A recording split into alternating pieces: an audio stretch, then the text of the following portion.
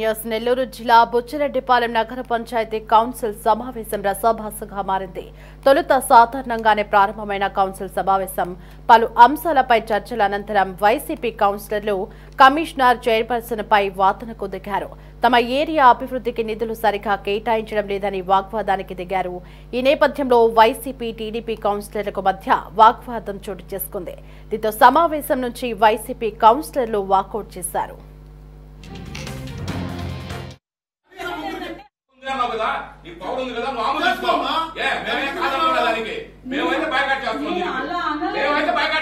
ఎందుకంటే ఈ పనులకు మాకు ఇష్టం లేదు, మేము దానిపై బైకాట్ చేస్తున్నాం.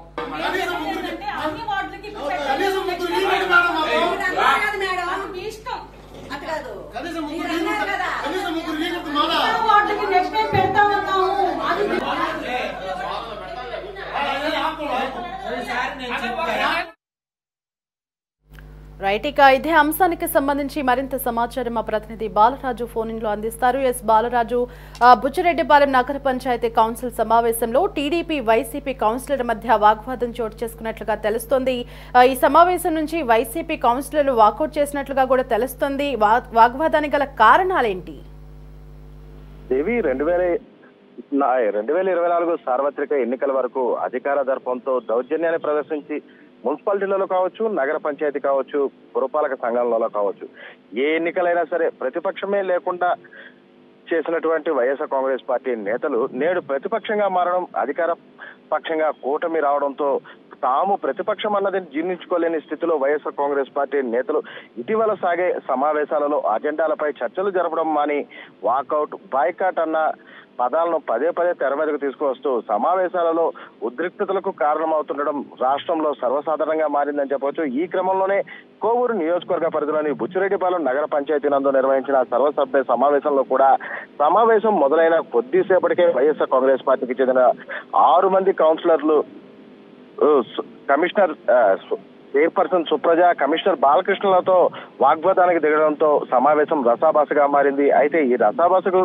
తగినటువంటి కారణాలు చూసినట్లయితే నెల్లూరు అర్బన్ డెవలప్మెంట్ అథారిటీ నుండి బుచ్చిరెడ్డిపాలెం నగర పంచాయతీకి 2 కోట్ల రూపాయల నిధులు మంజూరైతే ఆ నగర పంచాయతీలోని తెలుగుదేశం పార్టీ కౌన్సిలర్లు ప్రాతినిధ్యం వహించే 14 వార్డులకు మాత్రమే ఆయా నిధులను కేటాయిస్తూ పలు అభివృద్ధి పనులకు శ్రీకారం చుట్టారని, తమ వైఎస్ఆర్ కాంగ్రెస్ పార్టీకి చెందినటువంటి కౌన్సిలర్లు ఎవరైతే 6 మంది ఉన్నారో వాళ్ళు ప్రాతినిధ్యం వహించే వార్డులన్నిటికి కూడా ఉద్దేశపూర్వకంగానే మొండి చేయి చూపారంటూ కూడా వైఎస్ఆర్ కాంగ్రెస్ పార్టీ నేతలు చైర్పర్సన్ పై మూకుమ్మడిగా ప్రశ్నలతో దాడి చేయడమే ఎందుకు కారణంగా కూడా తెలుస్తుంది. అయితే దీనిపై స్పందించినటువంటి చైర్పర్సన్ సుప్రజ, కమిషనర్ బాలకృష్ణలు ప్రస్తుతం లోటు బడ్జెట్ ఉన్న కారణంగా అత్యవసరంగా చేపట్టవలసిన పనులకు మాత్రమే నిధులు కేటాయించడం జరిగిందని, త్వరలో రానున్న మరో 1 కోటి రూపాయల నిధులతో మీ ప్రాంతాలకు కూడా కేటాయిస్తామని, అన్ని ప్రాంతాలకు సమపాలగానే నిధులు కేటాయింపు ఉంటుందని వైఎస్ఆర్ కాంగ్రెస్ పార్టీ కౌన్సిలర్లకు వివరణ ఇస్తున్నప్పటికీ వైఎస్ఆర్ కాంగ్రెస్ పార్టీ కౌన్సిలర్లు మాత్రం అవేవీ పట్టించుకోకుండా వాగ్వాదానికి దిగారు.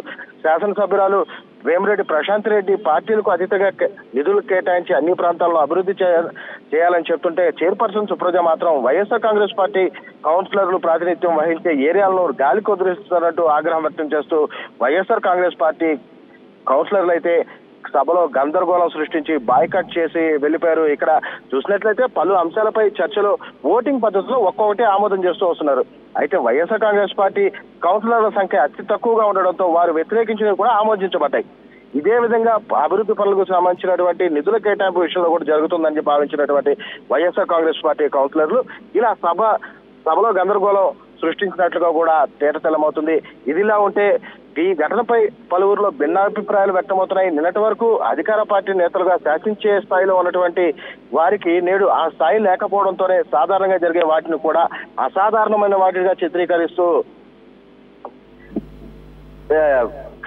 ఉద్దేశపూర్వకంగానే దుశ్చర్యలకు పాల్పడుతున్నారన్న వాదనలు కూడా వినపడుతున్నాయి. అలానే గత వైఎస్ఆర్ కాంగ్రెస్ పార్టీ ప్రభుత్వ హయాంలో వైసీపీ నేతల దౌర్జన్యకాలను ఎదిరించి గెలిచినటువంటి ప్రతిపక్ష పార్టీల నేతలు ప్రాతినిధ్యం వహించే ప్రాంతాల పట్ల ఎలా వివక్ష చూపించారో అన్నది కూడా ఆత్మ విమర్శ చేసుకోవాలన్న సూచనలు కూడా వైఎస్ఆర్ కాంగ్రెస్ పార్టీ నేతలకు అనేక మంది చేస్తున్నారు. అయితే ఏది ఏమైనప్పటికీ నిజంగానే ప్రస్తుత కూటమి ప్రభుత్వ చైర్పర్సన్ శాసనసభ్యురాలు వేమిరెడ్డి ప్రశాంత్ రెడ్డి ఆదేశాలను కూడా పక్కన పెట్టి ప్రతిపక్ష పార్టీ పట్ల వివక్ష ధోరణి వ్యవహరిస్తున్నారా, లేక వైఎస్ఆర్ కాంగ్రెస్ పార్టీ నేతలే ఉద్దేశపూర్వకంగా రసాభాసకు తెరలేపారా అన్నది మాత్రం అధికారికంగా బహిర్గతం కావాల్సి ఉంది. దేవి, థ్యాంక్స్ ఫర్ ది అప్డేట్స్.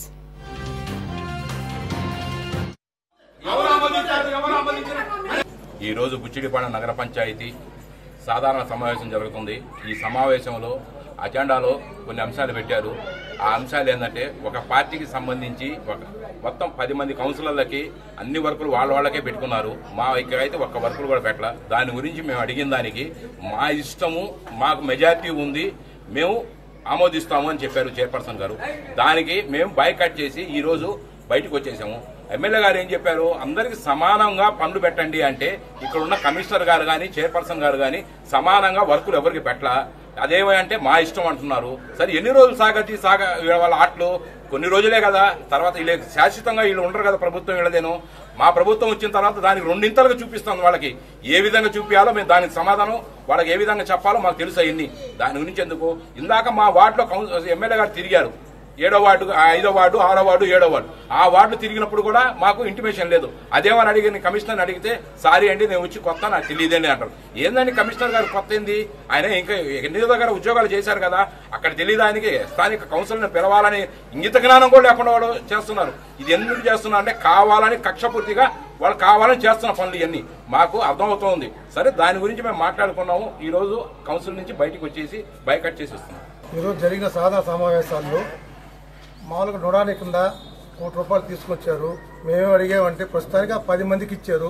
అందులో మేము ఏం అడిగామంటే, కొంతమందికైనా మా కౌన్సిలర్కి ఇవ్వమని చెప్పి అడిగాము. కనీసం మేము 6 మంది ఉన్నాము, 6 మంది 3కి ఇవ్వమని చెప్పి అడిగాము. కానీ ఈసారి పెడతాన్నారు.